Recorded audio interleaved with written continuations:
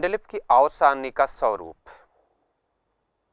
Mendeleev की आवर्त सारणी में तत्वों को उनके परमाणु भारों के बढ़ते क्रम के आधार पर व्यवस्थित किया गया है, जिसमें क्षैतिज पंक्तियों को आवर्त कहते हैं जिनकी संख्या 7 है, तथा ऊर्ध्वाधर स्तंभों को वर्ग कहा गया है जिनकी संख्या 9 है।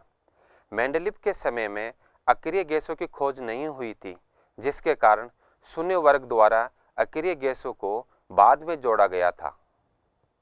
यहाँ अक्रिय गैसों से तात्पर्य है जैसे हीलियम, नियोन, आर्गन, क्रिप्टॉन और जिनोन, क्योंकि इन गैसों की बाद में खोज हुई थी। ये गैसें प्रकृति में अक्रिय होती है। ये सामान्यतः अन्य तत्वों के साथ आसानी से क्रिया नहीं करती है। हम यहाँ पर मेंडलीव द्वारा प्रकाशित आवर्त सारणी को देख सकते हैं। जैसे मैंने पहले बताया था, जो क्षैतिज पंक्तियाँ है ये 7, इनको हम आवर्त कहते हैं, और जो ऊर्ध्वाधर जो स्तंभ है 9, ये जो बता रखे हैं इनको हम वर्ग कहते हैं। और इस प्रकार उस समय जितने भी तत्व ज्ञात थे उन सभी को मेंडलीव ने इस आवर्त सारणी में व्यवस्थित करने की कोशिश की थी। मेंडलीव आवर्त सारणी के मुख्य बिंदु। मेंडलीव ने तत्वों द्वारा प्राप्त यौगिकों के मूलानुपाती सूत्रों तथा उनके गुणधर्मों की समानता को आधार मानकर आवर्त सारणी बनाई थी।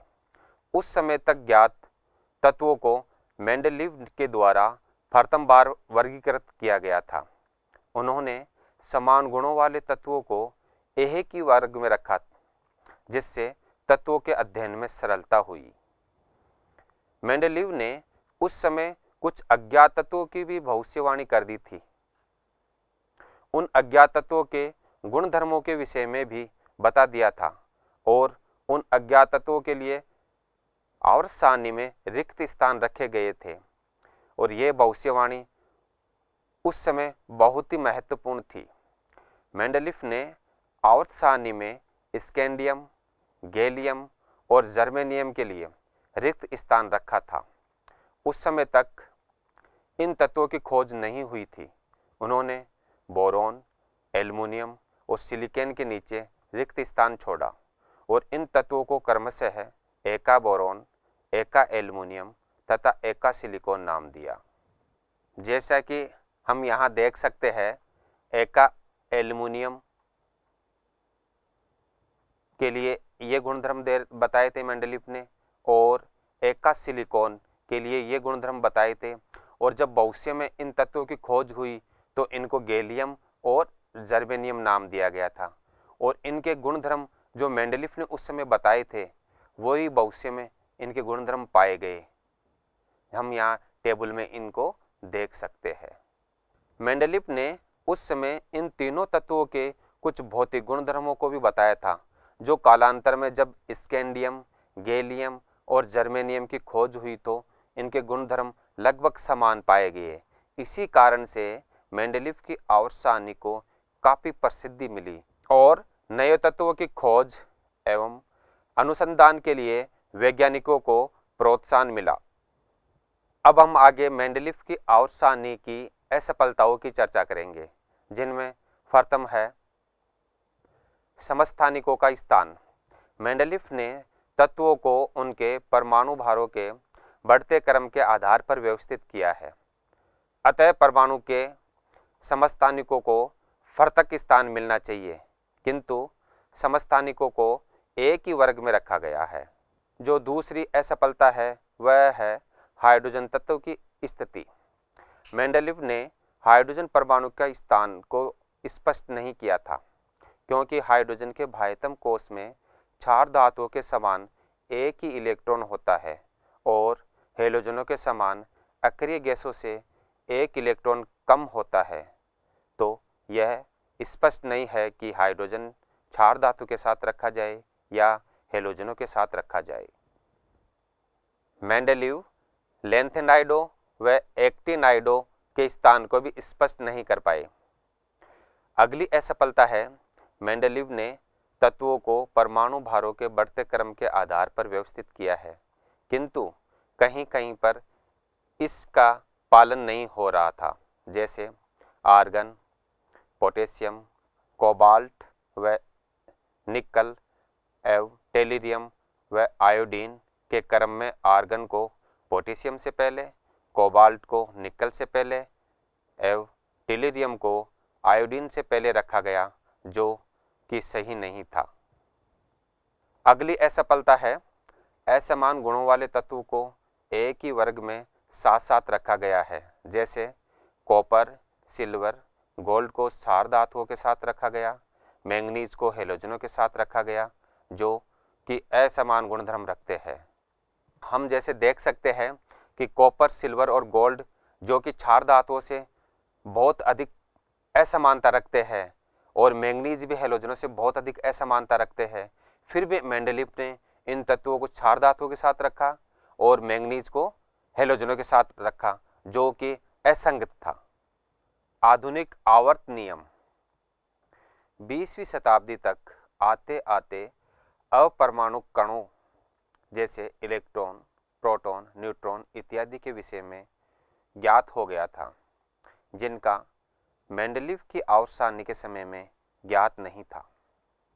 सन 1913 में अंग्रेज भौतिकी वैज्ञानिक हेनरी मोजले ने तत्वों के अभिलाक्षणिक एक्स किरणों स्पेक्ट्रम में नियमितता पाई और देखा कि किरणों की आवर्ती का वर्गमूल धातु के परमाणु क्रमांक के समानुपाती होता है, अर्थात आवर्ती के वर्गमूल तथा धातु के परमाणु क्रमांकों के मध्य वक्र आलेखित करने पर सरल रेखा प्राप्त होती है।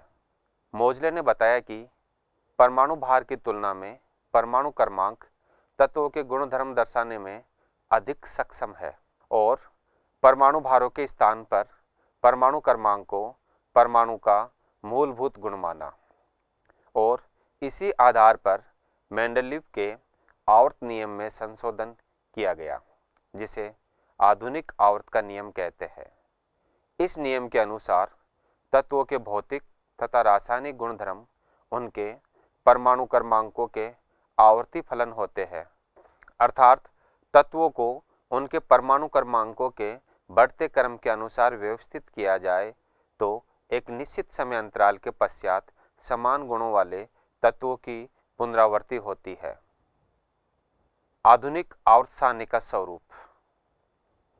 आधुनिक आवर्त सारणी में कुल 7 क्षैतिज पंक्तियां हैं, जिन्हें आवर्त कहते हैं, तथा कुल 18 ऊर्ध्वाधर स्तंभ है, जिन्हें वर्ग कहते हैं। आईपीसी के अनुसार आधुनिक आवर्त सारणी में ऊर्ध्वाधर स्तंभ को 1 से 18 तक की संख्याओं में अंकित किया गया है, जबकि पुरानी पद्धति में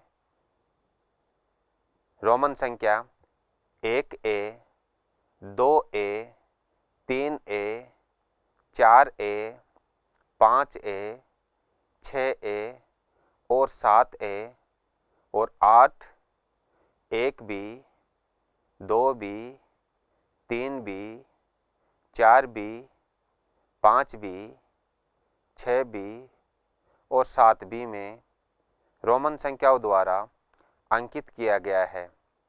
आवर्त सारणी में कुल 7 आवर्त है। आवर्त संख्या आवर्त में तत्वों की अधिकतम मुख्य क्वांटम संख्या, जिसको n से प्रदर्शित करते हैं, को दर्शाती है। इस प्रकार हम देखते हैं, प्रथम आवर्त में 2 तत्व, दूसरे व तीसरे आवर्त में 8-8 तत्व, चतुर्थ व पंचम आवर्त में 18-18 तत्व और छठे आवर्त में 32 तत्व। 7वें आवर्त अपूर्ण आवर्त कहलाता है। सैद्धांतिक रूप से 7वें आवर्त में भी तत्वों की संख्या 32 होती है। प्रथम आवर्त को अति लघु आवर्त, दूसरा व तीसरा लघु आवर्त, चौथा व पांचवा दीर्घ आवर्त, छठा अति दीर्घ आवर्त व 7वां अपूर्ण आवर्त कहलाता है। आवर्त सारणी के आधुनिक स्वरूप में 6वें व 7वें आवर्त में लैंथेनाइड, जिनके परमाणु क्रमांक 58 से 71 है, तथा एक्टिनाइड, जिनके परमाणु क्रमांक 90 से 103 है, के 14-14 तत्व भी शामिल है, जिनको आवर्त सारणी के नीचे दर्शाया गया है। हम यहाँ आधुनिक आवर्त सारणी के स्वरूप को देख सकते हैं, जिसमें क्षैतिज पंक्तियाँ आवर्त कहलाती है और ये ऊर्ध्वाधर जो स्तंभ है इनको वर्ग कहते हैं।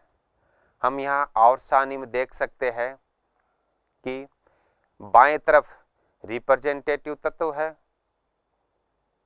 जिनको एस ब्लॉक तत्व भी कहते हैं, और दाईं तरफ रिप्रेजेंटेटिव तत्व है, ये पी ब्लॉक तत्व भी कहलाते हैं। और इन दोनों के मध्य में संक्रमण तत्वों को रखा गया है। और आवर्त सारणी के नीचे हम देखते हैं कि लैंथेनाइड के 14 तत्व और एक्टिनाइड के 14 तत्व इनको रखा गया है। आधुनिक आवर्त सारणी के दीर्घ स्वरूप की उपलब्धियां। वर्ग संख्या 1 से 7 तक को ए व बी उपवर्गों में विभाजित किया गया है, जिससे असमान गुणों वाले तत्व को अलग अलग वर्गों में स्थान दिया गया है। जैसे मेंडलीफ आवर्त सारणी में कॉपर, सिल्वर और गोल्ड को क्षार धातुओं के साथ रखा गया था, किंतु आधुनिक आवर्त सारणी में क्षार धातु को अलग से एक ए उपवर्ग में तथा कॉपर, सिल्वर और गोल्ड को एक बी उपवर्ग में रखा गया है। दूसरी उपलब्धि है समस्थानिकों का स्थान। आधुनिक आवर्त सारणी में तत्वों को परमाणु क्रमांकों के बढ़ते क्रम के आधार पर व्यवस्थित किया गया है, जिससे समस्थानिकों को एक ही वर्ग में स्थान दिया जा सकता है, अर्थात समस्थानिकों की स्थिति स्पष्ट हो गई है। आर्गन, पोटेशियम, कोबाल्ट, निकल, टिलिरियम, आयोडीन के क्रम की स्थिति स्पष्ट हो गई है, क्योंकि आधुनिक आवर्त सारणी में तत्वों को परमाणु क्रमांकों के बढ़ते क्रम में व्यवस्थित किया गया है।